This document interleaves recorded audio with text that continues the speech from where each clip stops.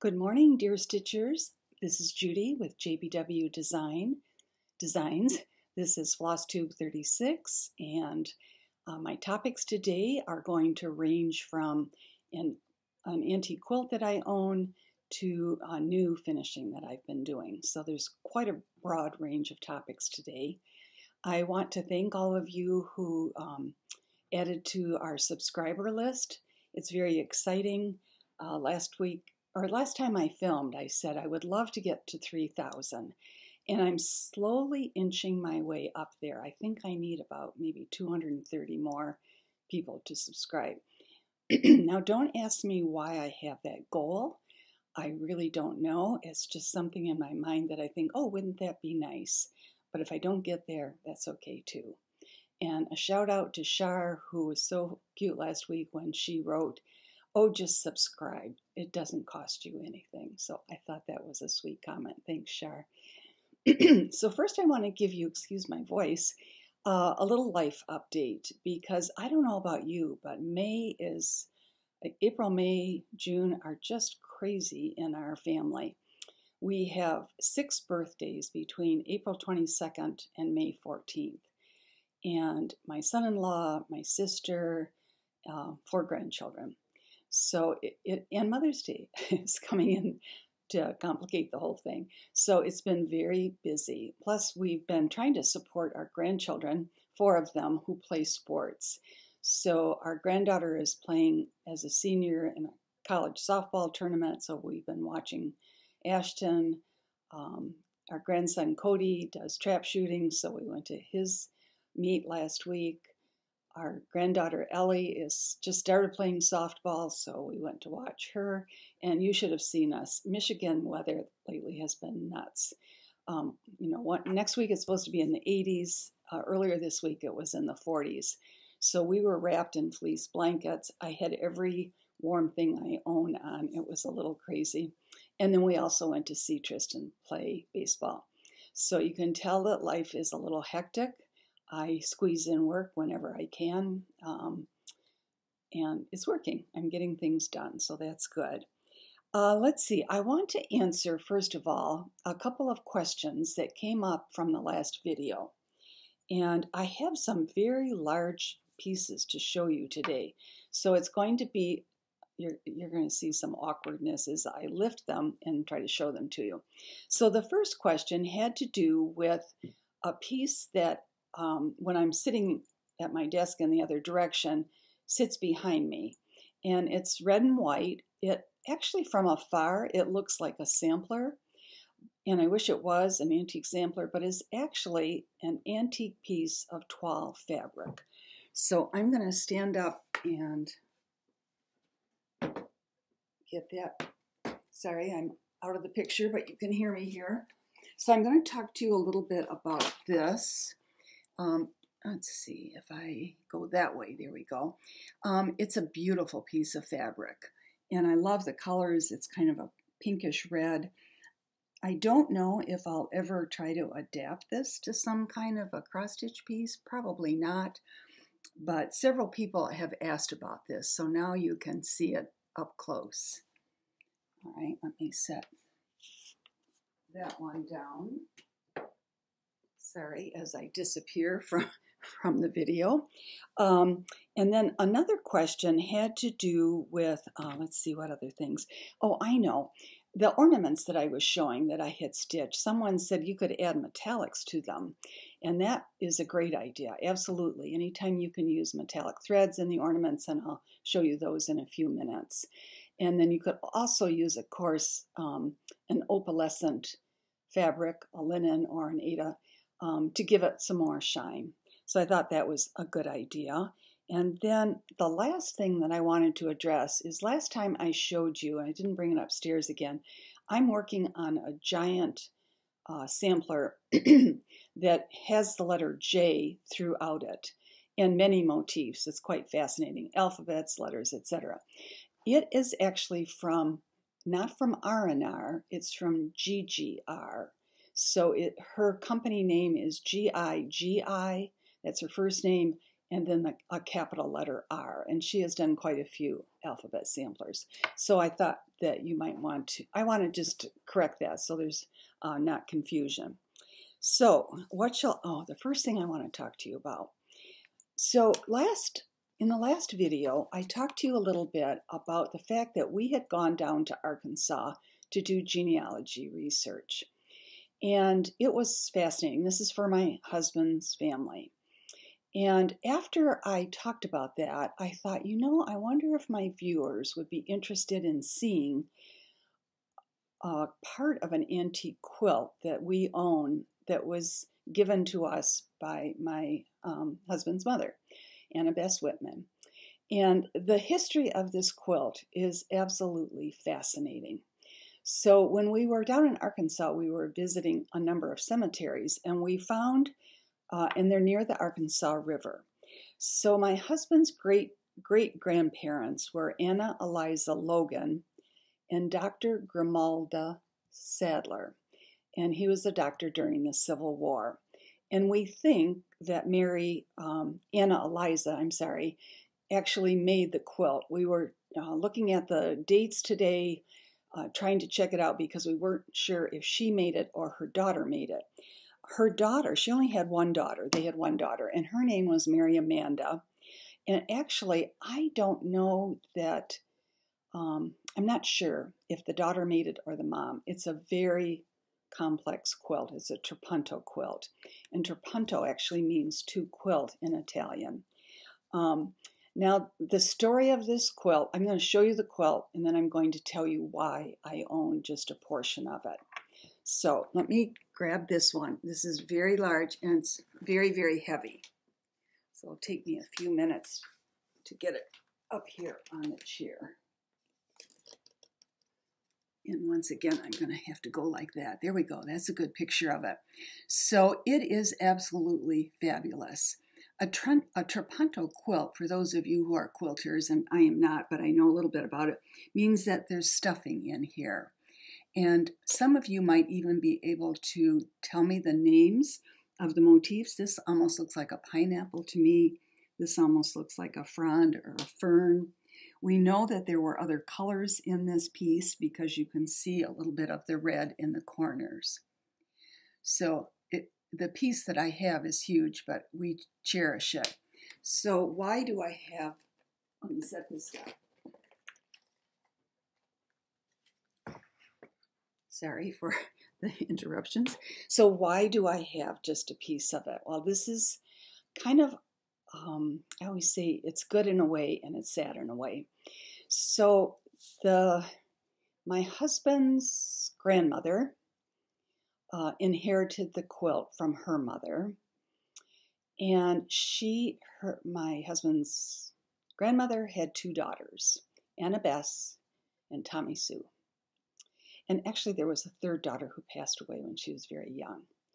So Grandma Tippy, Tipton was her last name, but her nickname was Grandma Tippy, had this quilt and two daughters. And so you can see where this is going.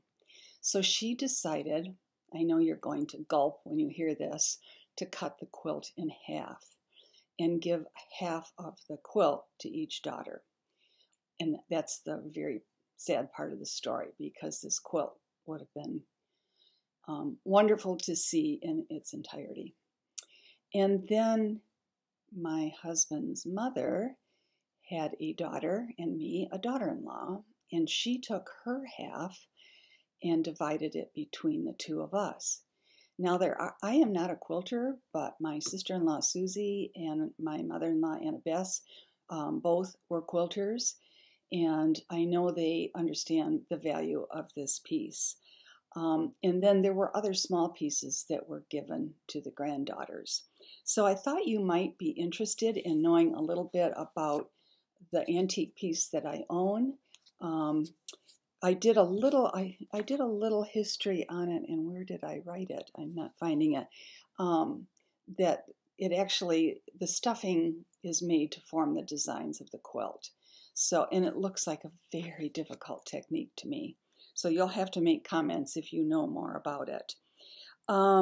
Let's see, what else do I want to go into? Trunk shows. So last time I mentioned that I had met Liz and Deb, who are the Country Stitcher floss tube gals, and I had met them in Nashville, and I was drawing a blank. They're from Lancaster on the name of the shop there, which was just terrible. But of course, it came to me after the video ended. The name of the shop is Stitches Unlimited. And as I say, she's in Lancaster, Pennsylvania, and actually she has one of my trunk shows right now. And what that means, it's kind of a misnomer. We actually don't send the models in trunks, but I sent her 25 to 30 models of designs that are fairly recent, including a lot of the ornaments. And then I send stock to go with them. Everything is packed in a box. And that trunk show will be on display at her shop for a month. So if you are anywhere in the area, I'd love to have you stop in, because seeing the models in person is much better than seeing just photos of them.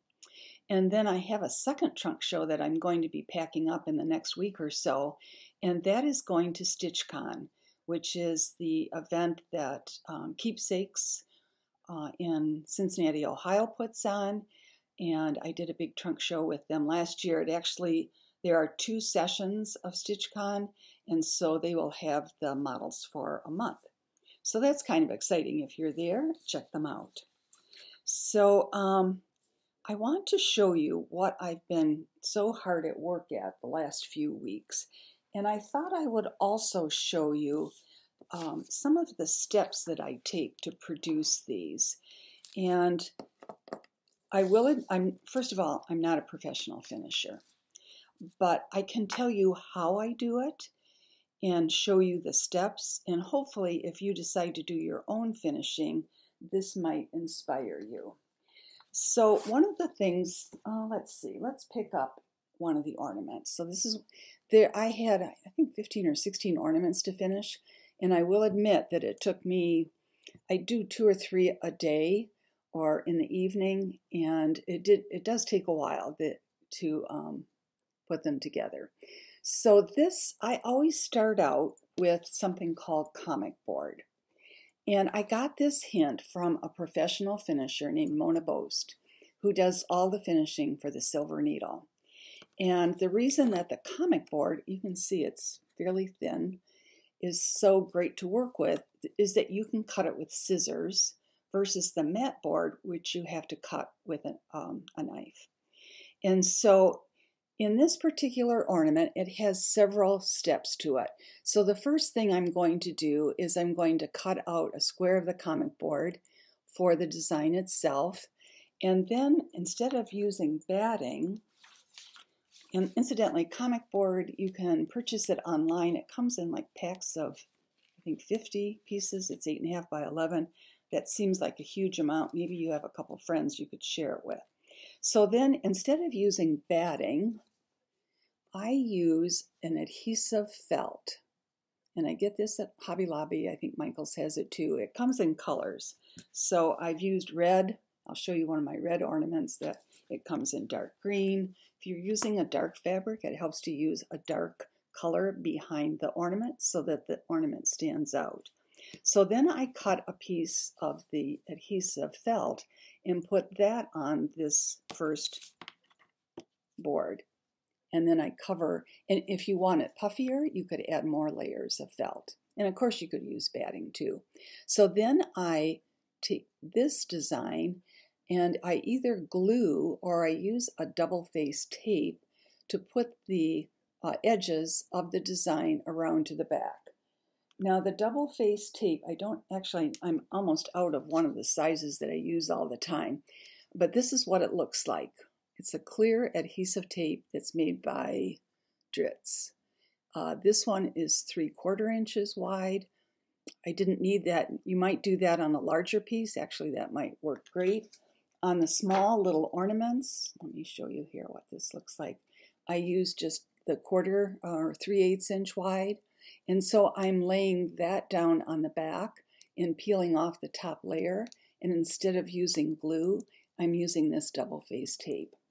The reason I like the double-faced tape, and it works beautifully on square pieces, not so great on a shaped piece, is that the glue is, as you know, is tricky, and sometimes it becomes kind of thick and unwieldy, where the tape I find is easier to use. So then I glue, okay, there are two more steps to this design, or this finishing. So I'm going to do two pieces of board that are the larger size, and I'm going to cover each one with the backing fabric. And again, I use the double face tape, and then I'm going to sandwich those two pieces together. And you could glue them. I like to hand stitch them. I just feel like it gives a better seam to the whole piece. Also, if I hand stitch, then I'm not worried about glue on the edges when I go to put a trim on. So, and then I added a little corded trim to the outer edges of this design. So that was just one of the finishes that I did. I'm going to show you, I'm going to set some things aside and show you a few more things. So there are, let me grab some more of the ornaments. So I did a variety of finishes for the outer edges of the ornaments. And let's see, I have a lot of things here, don't I? And these are going in the next ornament booklet. So on this particular one, I used just a very narrow rickrack. And I just, after I sewed the two pieces together, my front piece, my backing fabric, then I just carefully glued the rickrack around the edges. And I could have made a little rickrack tie for it, but I forgot to do that. So I just used a little piece of floss for the tie and added a bow with a pin at the bottom. So that was one of them. Let me set these aside. All right, I mentioned last week when we were, 2 weeks ago, excuse me while I pull these out, that Lois from Lady Dot Creates makes beautiful trims. She does a rickrack, dyed rickrack, pom-pom trims, chenille trims, etc. So she is also doing the most wonderful philanthropic project for the World Central Kitchen. And she's making darling little scissor fobs out of beads and charms, etc., for raising money for the Central Kitchen. And she does this about every 2 weeks. So if you go on her website, you have to get on right away. It's usually a Saturday morning, or go on her Instagram posts. So I decided I would order more trims from her because I knew I was getting ready to finish all these ornaments. So I ordered the pom-pom trim, and I used that on this ornament. And so because the red fabric is kind of open weave, I used a piece of red felt behind this and just found a cute little fabric for the backing. Now the pom-pom trim is, I thought, quite interesting. I have used it before, and I've used it in a different manner. In fact, I did 2 other pom-pom trims, and this is from, let me think now, oh gosh, trying to think of the other company, and it's just, I'm drawing a blank. It'll come to me. It will come to me. So her trim has a braid on it, and I just let that braid go over the edge of the back of the ornament. But the trim from Lady Dot, let me open this and kind of show it to you because it was new to me, and as I say, you may know it. She has an instruction sheet inside the pom-pom trim.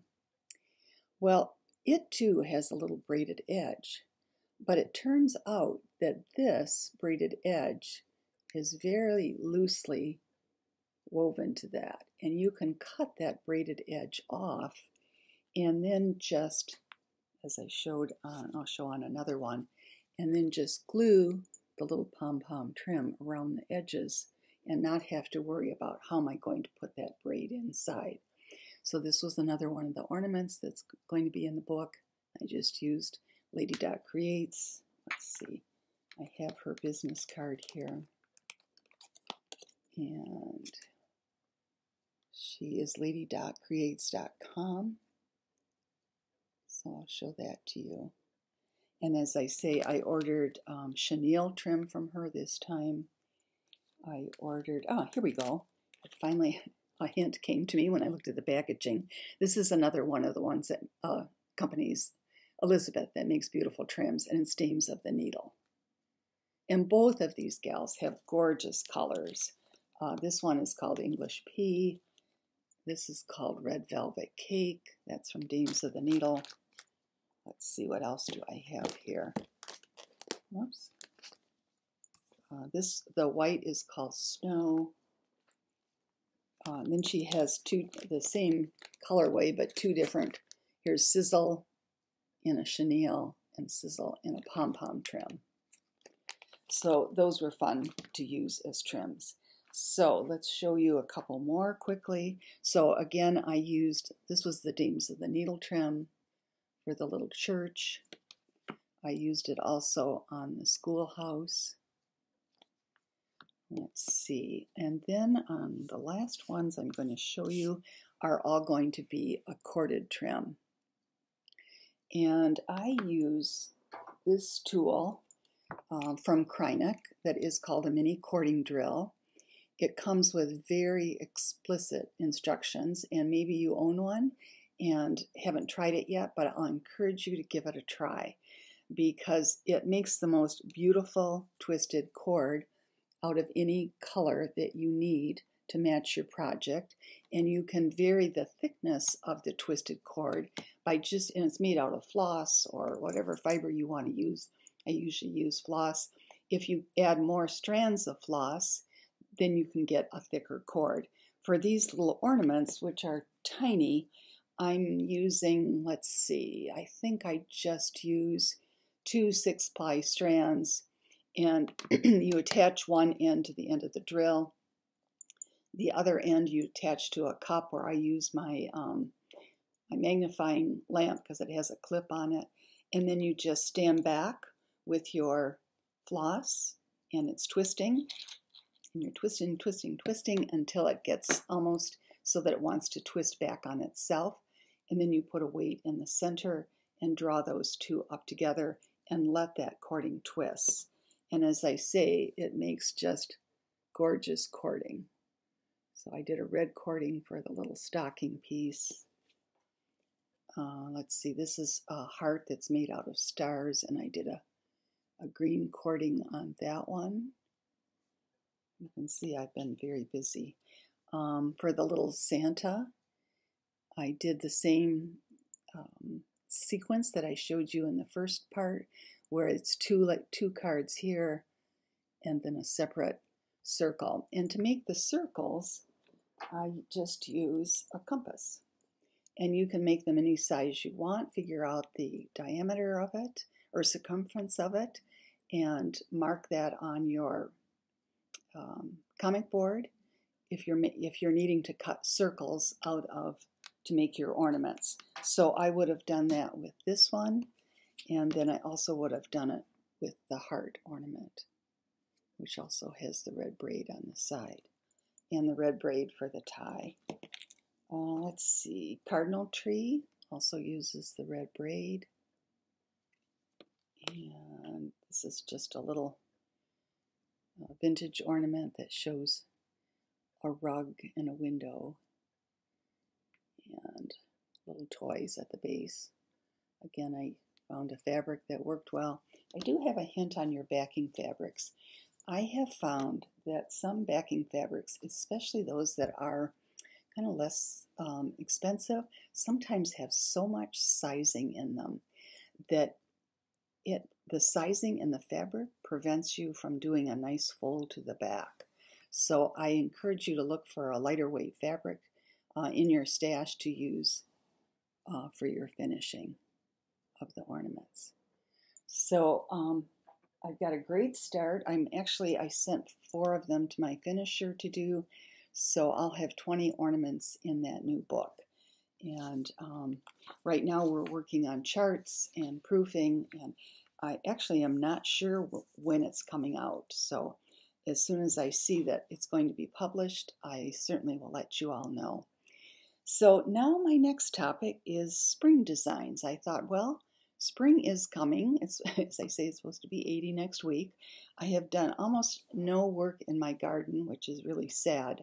Haven't had time, but hopefully in the next 2 weeks I'll be able to get outside, and it's been too cold actually to start planting pots, etc. So I'm looking forward to it. Our farmers market opens tomorrow, and we have a couple of beautiful garden centers, so it's always fun to do in the spring. So spring designs. All right, so this is what I pulled out, and some of these, as I said, are older. I love the finish on this. This is called Flower Cart, French Flower Cart, and it has been finished as a little box, and she used little beads. This is for display, actually.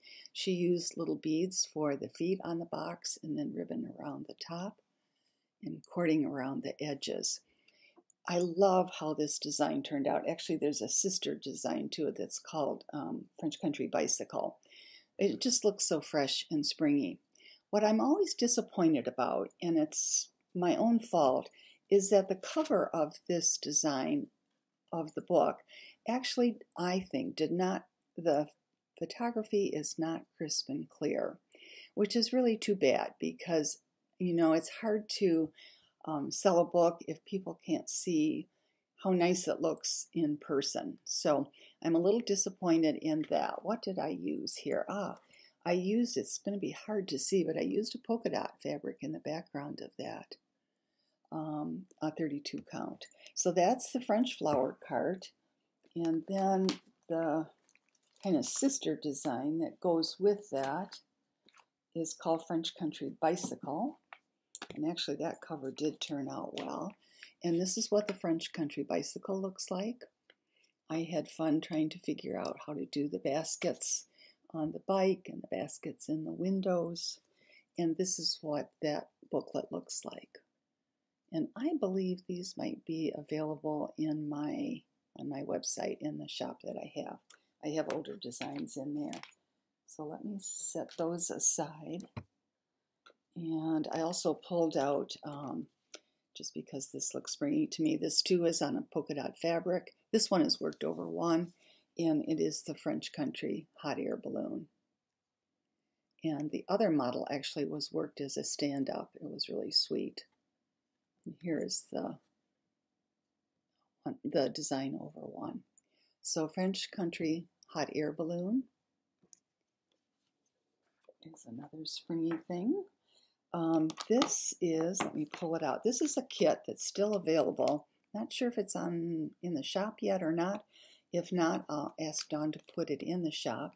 It's called a Spring Bouquet Needle Book, and it actually is quite an interesting finish with a little scissor fob. So the finish for this is 2 discs, and you need to do a lining both on the inside and the outside. And here's your little felt to put your needles on the inside, and then you can just tie this together. And this is what the little scissor fob looks like. It's just a tiny basket worked over one, and then you can add cording and add your scissors to that. So I thought that kind of went with our theme today. Then I have, I've got to tell you about a couple of floss tubers who have been featuring some of my designs. I'll tell you about that in a minute. So this happened to be featured yesterday. I just happened to catch it. One of my viewers, I asked about this 2 weeks ago. If you see any of my designs being featured, please let me know, because I like to watch their video and thank them and add them to my list of people to watch. So this was from Two Tall Stitchers. It's a mother and daughter, and the daughter Jen was working this. She had found the kit. It actually is available as a booklet. Also, I think the kits are gone, but the booklet gives complete instructions on how to make this into a little scissor pocket. So the design actually has 2 options. Behind the Eiffel Tower, you could do crowns or you could do an alphabet. And this is the little scissor fob that goes with that ooh la la, and it fits in the back just like that. So that again is Ooh La La, and I worked that on a 32 count antique Belfast linen, and I did the scissor fob on a 28. It's easier for me to see when I'm doing over one. So let's see, I have 4 more little things to show you. This book actually was the very first French country design, and it is almost out of print. I don't know if I've told you before, but some of the older designs, I have to allow them to go out of print. I just can't sell enough to make it worthwhile to print them again. So I think there are only about 10 copies of this one that is left. So I first started I'm sure I have 2 books in my hand, and one was behind the other. So the very first French country design appeared in 2006, which just kind of blows me away. That sounds like it's forever ago. And I found this little model in my collection of models downstairs, and it's the rabbit worked over one. I think he's so sweet. I think I used a French General fabric for the backing, and that's what the original model looked like. And it was probably worked on a 28 count. Let's see. Yes, it was actually it was worked on a 29 linen that is no longer available, but 28 would work, of course, just as well. Or Aida works just as well. So that's the little rabbit. Here's the other design that I thought would be great for spring. It's French Country Pineapple. And this is what that book looks like. And let's see. This is a larger one. I may have shown you this in the past, but sometimes my videos are new to some of my viewers, and you might not have seen some of these designs. Actually, just like designers have favorites, and this is actually one of my favorites. It's called Floral Alphabet, and let's see what the book looks like. This is what the book looks like. This was stitched on a 32 count Belfast linen in antique ivory. And let me look to see what the fiber was. The fiber, excuse me, the fiber was House Wine, which is by Classic Colorworks. So I just think it turned out, let me show you the whole thing. And the frame is from Classic Colorworks also. They have a frame division, of course. And I've seen this worked in many color combinations that are just gorgeous. If you look on my Friends of GBW Design Facebook page, you may be able to see some of the people who have posted in the past. And then the last thing that I thought I would show you that is very, very spring-like is the little chintz sewing kit, which was designed about a year ago. So the kit contains the backing fabric and the floss to make the cording for the fob and the rickrack that goes around the outside edge of the pillow, and it includes the linen. So this is what, my little pins have gotten crunched. I think because it's stored downstairs, they probably got pushed in, but it's a little tiny pin cushion. I actually saw somebody doing this, and I can't remember which floss tuber was doing this. And once again, I have a little scissor fob that goes with the pin cushion. All right, so those were my spring designs. Now on to a couple more floss tube people to mention. So Kim from the Contented Stitcher, who I've mentioned before, just finished my rabbit alphabet, and I think she might have worked it on a 40 count linen.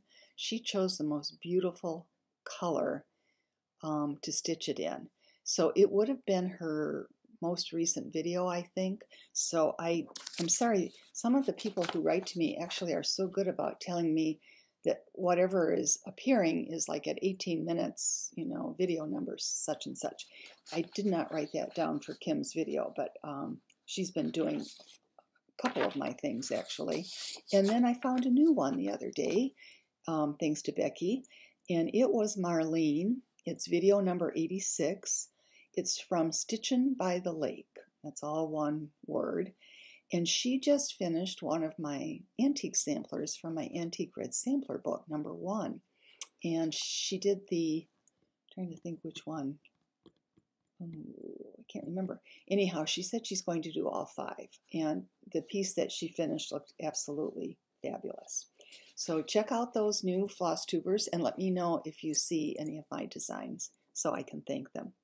So I want to tell you, I always try to encourage you to support a local shop, and if you don't have a local shop, a shop in your region. And it's especially poignant right now because we have lost at least one, if not two shops in the last few weeks. So the first shop that closed was Stitch and Frame, which was in Rock Hill, South Carolina. It's a fabulous shop. She's been in business a long time. She was not able to sell it. And then the second shop that I'm very worried about is, let me think here, The Finishing Touch in Louisville, Kentucky. And Sandra, who was the owner of it, passed away very unexpectedly. And she had a gorgeous shop, had been in business for years. And I really don't know what is going to happen to that store. If it's going to be sold, we'll keep our fingers crossed that it will be sold. So it's so important. Support your shops. And if you can't find a shop in your area, write to me. I'll try to see if I can find something for you. Let's see. What have I been working on? So other than the finishing, I've started charting several new designs, and I'm stitching a new design. And I have prizes today. So last week I forgot to give prizes, and I usually go through, I choose the prize winners from the people who make comments. And this time I'm going to read 3 names, and I'm going to tell you that you can just choose one of my new designs that was released in Nashville. So can I remember them? Birds in the Round. Let's see, what else did we have? We had French Country Giraffe, French Country Lion. Oh, I am drawing a blank. What else did I release? You'll know. You'll look back and you'll find it. So if there's Petite Cottages was one. French Petite Cottages, and there's one more. So anyhow, choose from one of the 5 new ones, and I'd be happy to send it to you. So our winners are Linda Hewson, Huson, Weedy Flower Creations, and Grammy Stitcher Linda. And the best way to reach me is to contact me through email, judy@jbwdesigns.com. I hope that you all can have a nice Mother's Day. I know for some that might be a very hard holiday because either your mother is gone or she lives far away, but I'm hoping you have someone that you can celebrate with. We are going to have 2 celebrations. My son and his family are coming for lunch after church on Sunday, and then we're going to our daughter and son-in-law and grandson's house for dinner on Sunday evening. So it will be a wonderful day. I'm really, really looking forward to spending time together.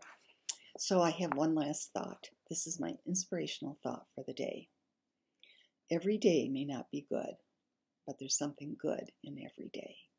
So I hope that you are able to find something good in your life today. Thank you so much for watching, and I will see you in a couple of weeks. Bye-bye.